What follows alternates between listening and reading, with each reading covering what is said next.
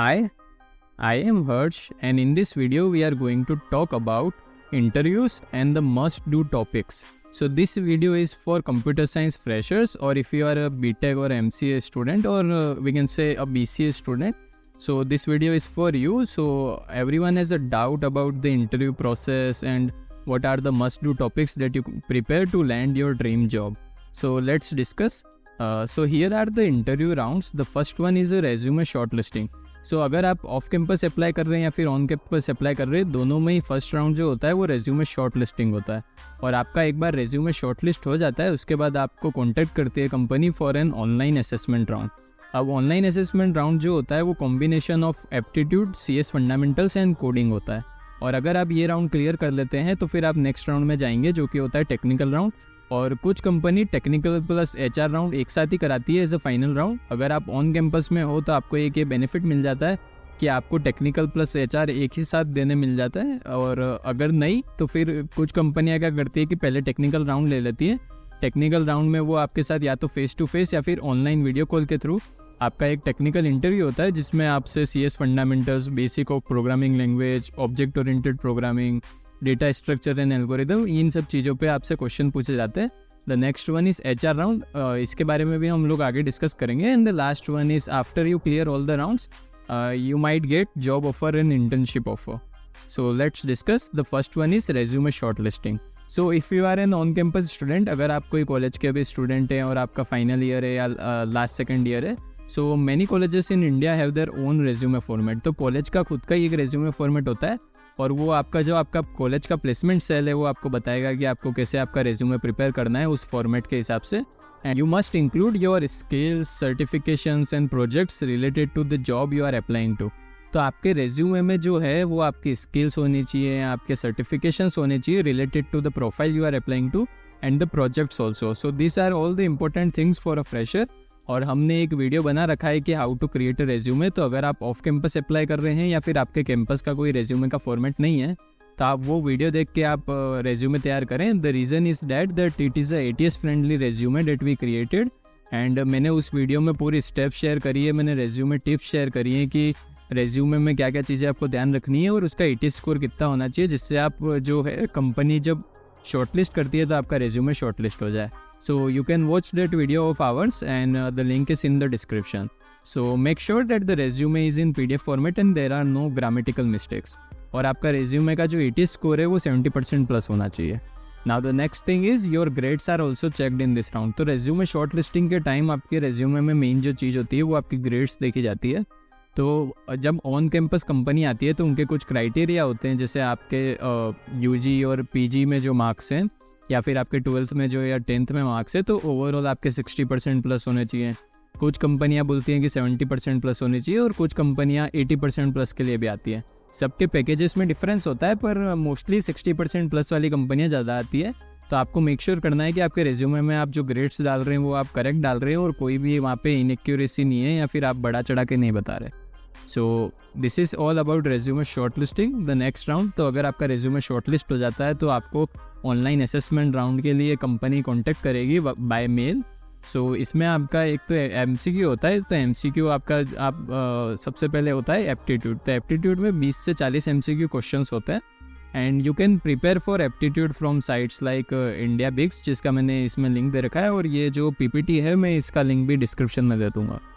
So you can prepare it from that and you can learn CS fundamentals. आप CS fundamentals में अब आपको क्या क्या पढ़ना है, तो सबसे पहला है हमारा डेटाबेस मैनेजमेंट सिस्टम.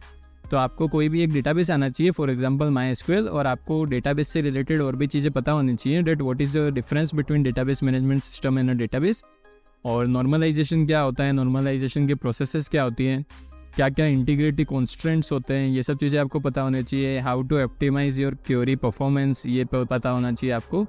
देन आपको ऑपरेटिंग सिस्टम से रिलेटेड सारी चीज़ें पता होनी चाहिए. एंड देन नेटवर्किंग में भी आपको बहुत सी चीज़ें पता होनी चाहिए. डुप्लेक्स क्या होता है, full duplex, half duplex, then circuit switching, और ये सारी चीज़ें आपको पता होनी चाहिए.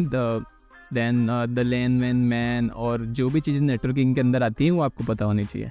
And then we have data structure and algorithm. तो आपको array, link list, stack, queue, इन सब के फंडामेंटल्स जो थ्योरेटिकल है तो जो भी थ्योरी है इनकी वो आपको पता होनी चाहिए। ऑब्जेक्ट ओरिएंटेड प्रोग्रामिंग में आपको class, object, polymorphism, inheritance, abstraction और एनकैप्सुलेशन, इन सब चीज़ों के बारे में पता होना चाहिए। Then basics of programming language, तो जिसमें भी आपने मास्टरी कर रखी है और जिसमें आप कोडिंग में भी अच्छे हैं। फॉर एग्जांपल अगर आप पाइथन प्रोग्रामर हैं या फिर जावा हैं तो, या फिर C++ हैं, तो आपको उसका बेसिक नॉलेज जो होना चाहिए एज अ थ्योरी। और आपको SDLC, that is software development life cycle के बारे में थ्योरी आपको पता होनी चाहिए कि वाटरफॉल मॉडल क्या होता है, एजाइल मॉडल क्या है, स्क्रम क्या है। तो ये सब जो बेसिक फंडामेंटल्स हैं इनसे रिलेटेड MCQ भी होते हैं, और ये सब चीज़ें अगर आपको आती हैं तो आपको इसमें टेक्निकल राउंड क्लियर करने में भी हेल्प मिलेगी। And this round also includes practical knowledge of any one programming language, the coding round. तो कोडिंग राउंड में आपके 2 या 3 क्वेश्चन हो सकते हैं, और उनका कॉम्बिनेशन कुछ ऐसा होता है, या तो 2 क्वेश्चन ईजी होंगे और 1 मीडियम लेवल का होगा, या फिर हार्ड लेवल का होगा, या फिर 2 मीडियम लेवल के 1 हार्ड लेवल का। वो आपके पैकेजेस पे डिफ़र करता है, पर मोस्टली अगर आप 10 LPA पैकेज के लिए आपका गोल है कि आपको 10 LPA मिनिमम पैकेज चाहिए, तो उसमें आपके मैक्सिमम ऐसा होता है कि या तो 2 इजी 1 मीडियम होगा, या फिर 1 इजी और 2 मीडियम होंगे। तो आपका कोडिंग नॉलेज अच्छा होना चाहिए और सारी प्रैक्टिस करें। कोई भी एक कोडिंग प्लेटफॉर्म उठाएं, फॉर एग्जांपल Gig4Geeks, हैकररैंक, और वहाँ पे आप प्रॉब्लम सॉल्व करें, जिससे आपकी प्रॉब्लम सॉल्विंग एबिलिटी जो है वो बढ़ेगी। Now the next one is technical round. तो अब अगर आपने OA राउंड पास कर लिया है तो एक और शॉर्टलिस्ट आएगी, और अगर उसमें आपका नाम है तो आपको टेक्निकल राउंड के लिए बुलाया जाएगा। सो some companies conduct technical plus HR as their final round, and some companies take 2 technical or 1 technical and then 1 HR final round. So in technical round you will be asked questions from your resume. तो सबसे पहले तो आपका जो भी interview ले रहा है वो आपको आपका इंट्रोडक्शन देने का बोलेगा, और आपका इंट्रोडक्शन आपको कैसा देना चाहिए वो भी हम एक वीडियो में अलग से डिस्कस करेंगे। एंड उसमें आपसे आपके प्रोजेक्ट्स के बारे में पूछ सकते हैं, आपके सर्टिफिकेशंस के बारे में पूछा जाएगा। तो आपको आपके रेज्यूमे में जो भी लिख रहे हो उन पे आप कम से कम 2 मिनट बोल पाओ, ये आपको ध्यान रखना है, उसकी आप प्रिपरेशन करो। And your basics of programming language, theoretical knowledge and practical should be strong, क्योंकि टेक्निकल राउंड में भी कभी कभी चैट पे या फिर आपको स्क्रीन शेयर करने का बोला जाता है अगर वीडियो कॉल कर रहे हो, और वीडियो कॉल पे आप टेक्निकल राउंड दे रहे हो तो आपको वहाँ पे भी कोडिंग करने के लिए कोई ईजी लेवल या मीडियम लेवल की प्रॉब्लम दी जाएगी, या फिर DSS से रिलेटेड। तो आपका जो जितनी भी हमने चीज़ें यहाँ पे अभी CS फंडामेंटल्स में डिस्कस करी, इसका आपको थ्योरेटिकल नॉलेज होना चाहिए ताकि आप यहाँ पे टेक्निकल राउंड में बोल पाओ। आपसे पूछा जा सकता है what is normalization and what is SDLC, और नेटवर्किंग से रिलेटेड आपसे कुछ पूछा जा सकता है, तो आपको वो सारी चीज़ें यहाँ आनी चाहिए। और आपसे OOPS कंसेप्ट पूछे जा सकते हैं, और मेनली DSS से ज़्यादा पूछा जाता है, तो आपको ये चीज़ ध्यान रखनी है। Now the next one is HR round. तो अब HR राउंड में वापस से आपका एक तो इंट्रोडक्शन लिया जाएगा सबसे पहले, जो आपको 1 मिनट तक का देना है, या 1 या 2 मिनट का दे सकते हो, जिसमें आप अपने बारे में सब कुछ बता सकते हो। That what is your name, आप कहाँ से आपने आपकी बैचलर्स करी है, अगर आप मास्टर्स कर रहे हो और अंडर ग्रेजुएशन आपने कर रखी है, नहीं तो आपको आपके 12th के मार्क्स बताने हैं अगर आप अंडर ग्रेजुएट में ही कंपनी के लिए अप्लाई कर रहे हैं। और उसके बाद आपको आपके जो प्रीवियस सेमेस्टर्स हैं उनके मार्क्स बताने हैं, आपको बताना है कि आप किन किन प्रोग्रामिंग लैंग्वेज में स्किल्ड है।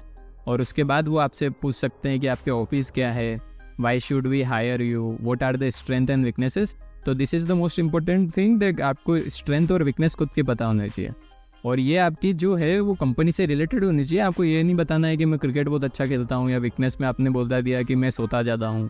तो ये सब चीज़ें नहीं बतानी, आपको कंपनी से रिलेटेड बतानी है। For example your strength is that you are always on time, you are a punctual person, तो आप हमेशा टाइम पे होते हो। या फिर आपकी स्ट्रेंथ ये है कि आप जो डेडलाइन है उससे पहले आपके जो टास्क है वो पूरे कर लेते हो, या और for example you are hard working, और you can do multiple jobs together. तो ये सब चीज़ें आपको ध्यान रखनी है। And what challenges did you face while working in a team, इस सवाल का भी जवाब आपको आना चाहिए। अगर आप चाहते हो कि आपको इन सब क्वेश्चंस के लिए मैं प्रिपेयर कराऊं, तो आप कमेंट सेक्शन में बता सकते हैं कि आपको इस पर भी एक अलग से वीडियो चाहिए। Why you want to join our company, और this question is asked in almost all HR rounds, that where do you see yourself in the next 2 years और in the next 5 years, and tell me about a time when you overcome a challenge as a developer. तो ये सब चीज़ें आपको आनी चाहिए। आपसे HR round में अगर आप ऑफ कैंपस में अप्लाई किया है तो आपसे सैलरी भी नेगोशिएट हो सकती है, आपसे सैलरी से रिलेटेड भी बात हो सकती है इसमें। या फिर अगर आपको किसी ने इससे पहले, जैसे आप स्टार्टअप में अप्लाई कर रहे हो फॉर इंटर्नशिप ऑफ कैंपस, तो वहाँ पे आपको फर्स्ट राउंड में ही एक असाइनमेंट दिया जाता है, और उसके बाद आपको HR प्लस टेक्निकल में वो पूरा असाइनमेंट आपको एक्सप्लेन करना होता है, और ये सब चीज़ें HR राउंड में होती हैं। And the selection and joining, So if you clear all the round, then there might be a chances that you will be selected by the company and your name will come in the shortlist. तो आपको आपकी college या फिर अगर आप off campus apply कर रहे हो तो कंपनी से जो मेल आएगा तो चांसेस है कि आपका नाम आ जाए. But if the competition is high, तो कंपनी में अगर ज़्यादा लोगों ने अप्लाई कर रखा है और कंपटीशन हाई है और सब ने ही मतलब अच्छा परफॉर्म किया है एंड राउंड तक, तो कंपनी एंड में क्या करती है कि जो शॉर्टलिस्ट करती है वो बेस्ड ऑन मार्क्स कर देती है. तो अगर आपके मार्क्स ओवरऑल सब में कंसिस्टेंट नहीं है तो आप शायद रिजेक्ट हो सकते हो. तो ये चीज़ आपको ध्यान रखनी है. But you will be get selected in another company, so no need to worry. So if you do not get placed on campus then try off campus. तो आपको क्या करना है कि अगर आप ऑन कैंपस अप्लाई कर रहे हैं तो साथ साथ ऑफ कैंपस भी अप्लाई करते जाओ. आप ऑन कैंपस डिपेंडेंट मत रहो.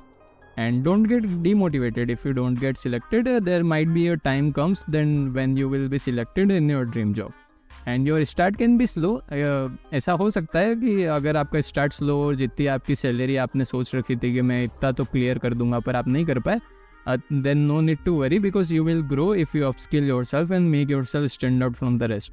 तो आपको अपने आप को अपस्किल करते रहना है. आपको उन चीज़ों पे काम करना है जहाँ पे आप वीक हो, और इससे क्या होगा कि आपके चांसेस बढ़ जाएंगे. जब कोई किसी कंपनी में आप बैठोगे तो आपके चांसेस बढ़ जाएंगे सिलेक्ट होने के.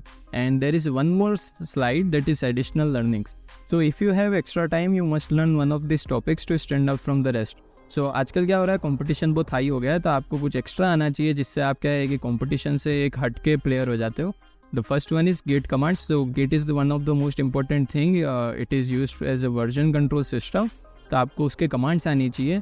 The second one is Linux and command prompt basics. तो आपको कमांड प्रॉम्प्ट के या फिर लिनक्स के बेसिक्स आनी चाहिए. कुछ कमांड्स होती है, इसमें आपको ज़्यादा टाइम नहीं लगेगा. गिट कमांड्स भी सिंपल होती है, आपको ज़्यादा टाइम नहीं लगेगा ये सब चीज़ें सीखने में. और अगर आप डेवऑप्स में जाना चाहते हो तो आपको क्लाउड से रिलेटेड बेसिक्स थ्योरी पढ़ता होनी चाहिए. आपको फोर्थ जो है, अगर आप AI/ML के फील्ड में आगे जाना चाहते हैं पाइथन सीखने के बाद या फिर और कोई प्रोग्रामिंग लैंग्वेज सीखने के बाद, तो आपको AI/ML के बेसिक्स पता होने चाहिए. Because we are as in technology we are moving very fast. Like you can see the large language models like ChatGPT and Gemini. We are seeing updates very frequently in them. So आपको AI/ML से related अगर उस field में जाना है तो आपको बहुत सी चीज़ें उसमें भी आनी चाहिए. तो आप इसकी भी तैयारी ऑनलाइन यूट्यूब से फ्री में कर सकते हैं या फिर आप कोई कोर्स ले सकते हैं कोर्सेरा या फिर Udemy जैसे प्लेटफॉर्म से. Now the fifth one, this is most important. तो अगर आपने बेसिक्स ऑफ प्रोग्रामिंग लैंग्वेज अच्छे से क्लियर कर लिया है तो आप उसके बाद फ्रेमवर्क्स चालू कर दें. अगर आप फ्रंट एंड डेवलपर बनना चाहते हैं तो आप रिएक्ट से चालू करें या फिर और कोई फ्रेमवर्क पकड़ सकते हैं आप, एंगुलर या जो भी आपका ड्रीम है जिसमें आपको आगे जाना है, या फिर आप इजीली सीख पा रहे हो वो लैंग्वेज. जैसे आपने जावास्क्रिप्ट इजीली आपने सीख ली पूरी, तो आप फिर जावास्क्रिप्ट से रिलेटेड जो भी उसका फ्रेमवर्क है आप उसमें आगे बढ़ सकते हैं. और अगर आप web development as a backend web developer बनना चाहते हैं तो अगर आपकी पाइथन अच्छी है तो आप जेंगो या फिर फ्लैस्क में आगे बढ़ें. और अगर जावास्क्रिप्ट अच्छी है तो आप नोड.जेएस सीख सकते हैं. आप अगर जावा के डेवलपर हैं तो आप फिर स्प्रिंग बूट, स्प्रिंग और उसके फ्रेमवर्क सीख सकते हैं. आप मोबाइल एप्लीकेशन डेवलपमेंट में जाना चाहते हैं तो आप एंड्रॉयड स्टूडियो सीखें.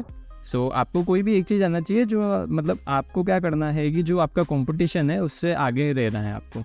तो आपको फ्रेमवर्क के बेसिक्स आने चाहिए. और अगर आपको ज़्यादा टाइम है तो आप फ्रेमवर्क भी एकदम पक्का कर सकते हैं जिससे आपके चांसेस बढ़ जाएंगे कंपनी में सिलेक्ट होने के. The sixth one is this is for the front end developers. So आपको रेस्पॉन्सिव वेब डिज़ाइन आना चाहिए.